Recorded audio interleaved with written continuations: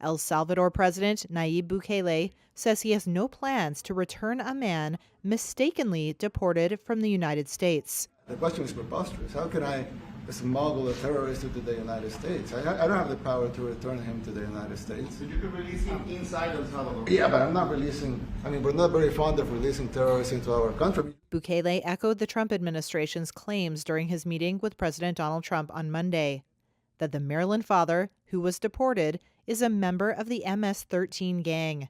Kilmar Abrego Garcia, a Salvadorian with a U.S. work permit, was sent to El Salvador on March 15th despite an order protecting him from deportation. His lawyers have denied the allegation that he's a gang member, saying the U.S. has presented no credible evidence substantiating its claim. During the Oval Office meeting, multiple members of the Trump administration said they weren't required to bring him back, despite an order to do so, backed by the U.S. Supreme Court. Trump on Monday prompted Attorney General Pam Bondi to explain their position. Answer that question. Sure, President. First and foremost, he was illegally in our country. He had been illegally in our country. That's up to El Salvador if they want to return him. That's not up to us. The Supreme Court ruled, President, that if, as El Salvador wants to return him, this is international matters, foreign affairs, if they wanted to return him, we would facilitate it, meaning provide a plane. So will you return him? And you are doing a great job. Thank you. The Trump administration has deported hundreds of people, mostly Venezuelans, to El Salvador under the 1798 Alien Enemies Act. The migrants El Salvador accepts from the U.S. are housed in a high-security mega-prison known as the Terrorism Confinement Center. Critics say the prison engages in human rights abuses and that Bukele's crackdown on gangs has swept up many innocent people without due process. And I just asked the president, it's this massive complex that he built, jail complex. I said, can you build some more of them, please? Trump said he would send as many people living in the U.S. illegally to El Salvador as possible and help Bukele to build new prisons.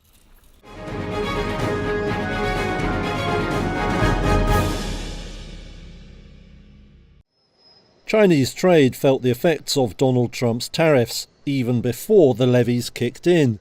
Figures out Monday showed exports surged over 12% on the year in March. That was around 3 times the increase forecast by analysts. The numbers suggest factories were rushing out shipments before the tariffs took effect. However, the figures could now plunge, with China facing levies of up to 145% on most shipments to the US. One economist told Reuters it could be years before the export numbers return to the level seen in March. Monday's figures also pointed to weak domestic demand in China, with imports falling 4.3%, or more than double the decline that was forecast. That means policymakers could struggle to make up for any downturn sparked by a drop in exports. Economists at Goldman Sachs and Citi have already cut their growth forecasts for China as a result of the trade turmoil. One market expert said a plunge in soybean imports, much of which come from the US, suggested state firms in China were already shunning American produce. Overall, Beijing's trade surplus with the US rose to almost $77 billion during the first quarter. That's likely to keep the country in Trump's sights, given that closing the gap is at the top of his agenda. With China vowing to fight US tariffs to the end, Monday's figures don't bode well for any easing in tensions.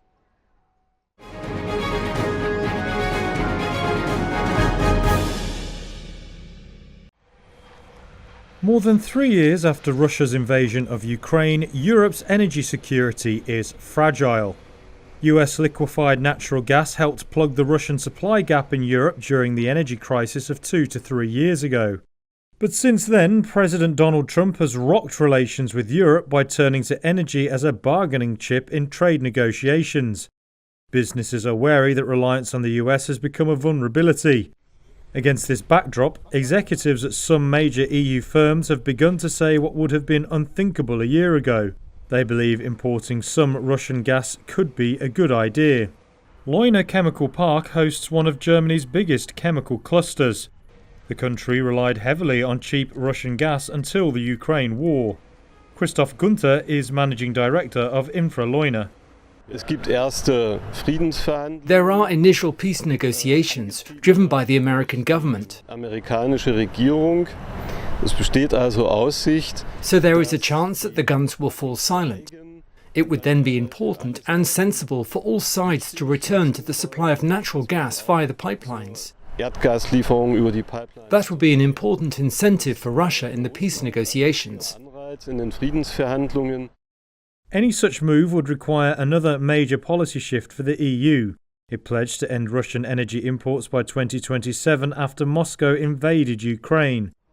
But Europe has limited options and talks with LNG giant Qatar for more gas have stalled.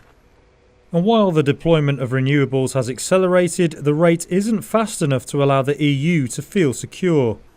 US gas covered just over 16% of EU imports last year, behind Norway with around a third and Russia at just under 19%. Moscow's share will drop below a tenth this year after Ukraine shut pipelines. While a return of Russian gas appeals to some executives, it worries Maxim Timchenko, who is chief of Ukraine's private gas company DTEK. The firm hopes to import US LNG into Ukraine's storage and export it to Europe. Timchenko is quoted as saying it's hard to comment, but his hope is that European politicians learned their lessons dealing with Russia.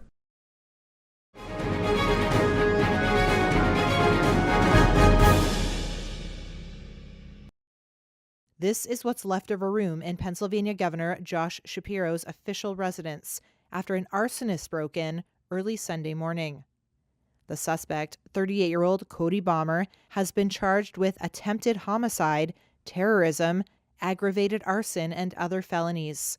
He was taken into custody on Sunday, hours after police rushed Shapiro and his family out of the governor's official residence. While my family and I were asleep upstairs here at the governor's residence, one of the state troopers assigned to our detail banged on our door, woke us up and told us we had an emergency and needed to leave immediately.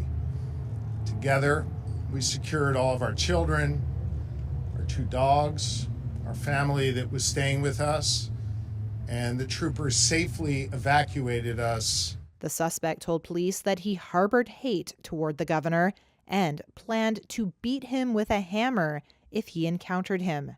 Here's George Bivens of the Pennsylvania State Police. He clearly had a plan. He was very methodical in his approach. He was inside for less than a minute. It all happened very quickly, and he was back out. Shapiro is a Democrat seen as a potential candidate for his party's presidential nomination in 2028. The residence was set on fire after Shapiro posted a picture of his family's Seder table as they celebrated the first night of the Jewish holiday of Passover. We don't know the person's specific motive yet, but we do know a few truths. First, this type of violence is not okay. Shapiro said he had spoken to FBI Director Kash Patel, who, quote, promised all of the resources of the federal government in investigating the attack.